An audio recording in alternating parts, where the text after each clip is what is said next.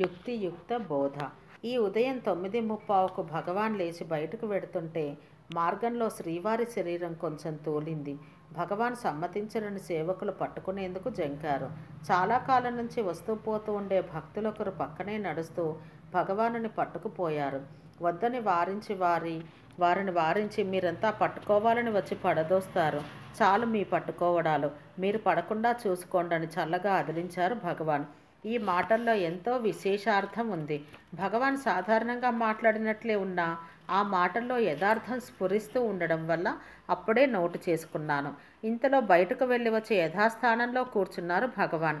అంతకు ముందే ఒక యువకుడు దడబిడలుగా వచ్చి కూర్చుని ప్రయత్నించి, స్వామి, నా మనసులో ఒక ప్రశ్న ఉంది. ఆ ప్రశ్న ఏమో మీరు చెప్పగలరా? నన్నే అడగమంటారా అన్నాడు. ఓహో, అదా సంగతి. అంత సామర్థ్యం నాకు లేదు బాబు. మీరు తెలిసినవారు గనక పరింగిత జ్ఞానం ఉన్నది. ఆ శక్తి నాకెలా కలుగుతుందండి అన్నారు భగవాన్. ఆ యువకుడు అంత మాత్రం తెలియకుంటే తమ గొప్ప ఏమి అని ధిక్కరించి మాట్లాడబోతూ ఉంటే పక్కనున్న వారు వారిస్తున్నారు. ఆ సందడి విని ముందుకు వచ్చి కూర్చున్నాను.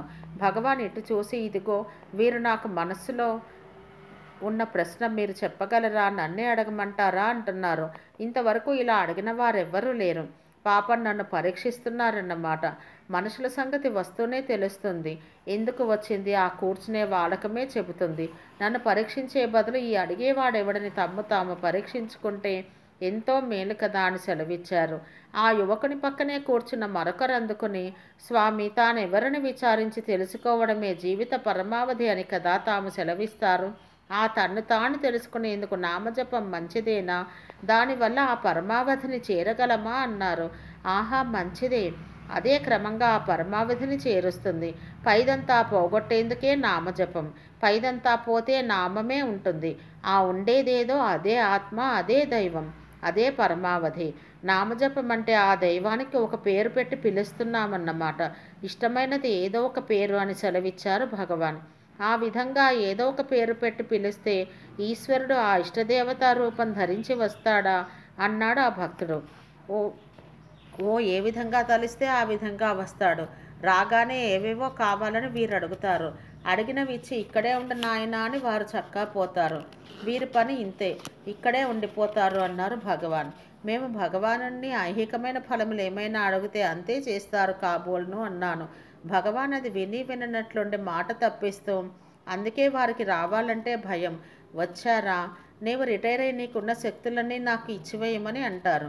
పైగా ఉన్నదంతా తనకే తప్ప మరెవ్వరికి ఇవ్వరాదని కూడా అంటారు. అదే వారికి భయం. అందుకే రావడానికి ఆలస్యం చేస్తారని సెలవిచ్చారు. కొంచెం చొరవగల భక్తులు ఒకరుండి, మహాత్ముల విషయం కూడా అంతేనా అన్నారు. సందేహమేమి, కొంచెం చొరవ ఇచ్చామా మనపైన అధికారం చెలాయించడానికి ఆరంభిస్తారు. తాము చెప్పినట్లే వినాలంటారు. తాము తప్ప మరెవరు దగ్గరకు రారాదని అంటారు. ఒకటా అంటూ నవ్వారు భగవాన్. మహాత్ములందరినీ సమానంగా చూస్తారంటారు కదా. కొందరిని లాలించి పిలుస్తారు, కొందరికి అడిగితే బదులు చెబుతారు, కొందరిని గదమాయిస్తారు, కొందరిని ఉపేక్షిస్తారు. ఎందువల్ల అన్నారు ఆ భక్తులు. అవునండి, తండ్రికి బిడ్డలందరూ సమానమే. అంతా బాగుపడాలనే ఉంటుంది.